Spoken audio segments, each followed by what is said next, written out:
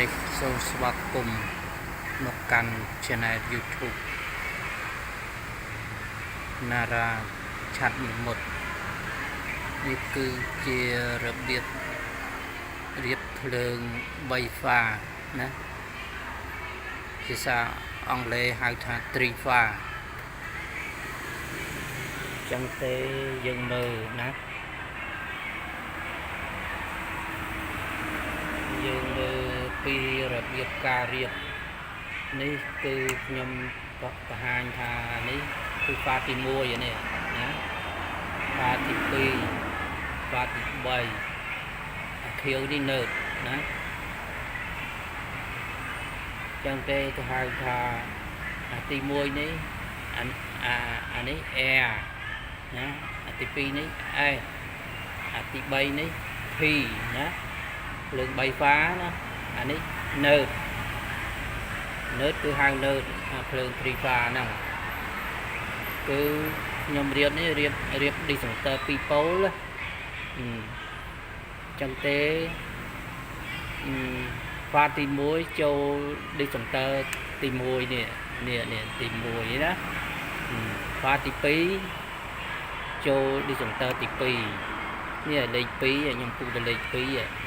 ហ្នឹង pha ទី2 pha ទី3ចូល disjunction ទី3ណាអញ្ចឹងទេអាខៀវនេះចំណាយអាខៀវនេះគឺនៅរួមគ្នាណាឃើញទេអញ្ចឹងយើងតឲ្យកាច់ញែចេញពីគ្នាបន្តិចទៅកុំឲ្យវាសូវអឹបពេកណា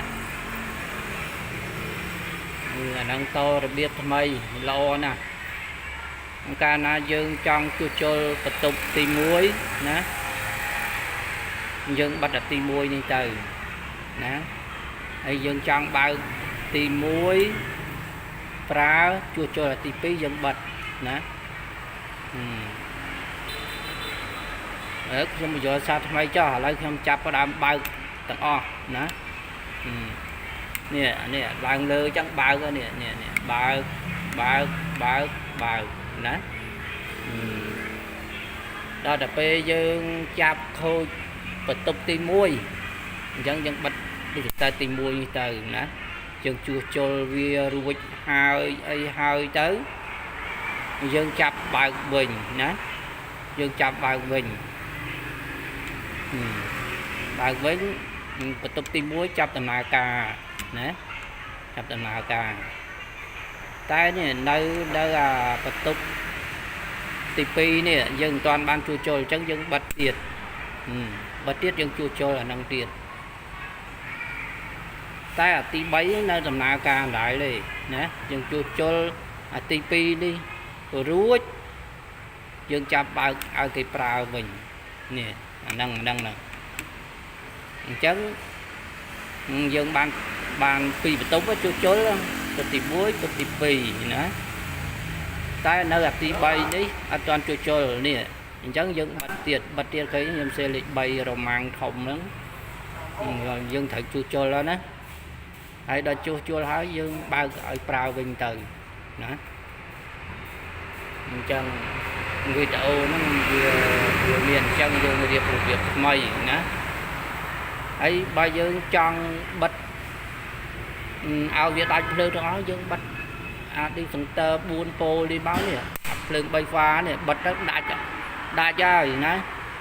ព្រោះអានេះវាចម្លងពីអាធំនេះ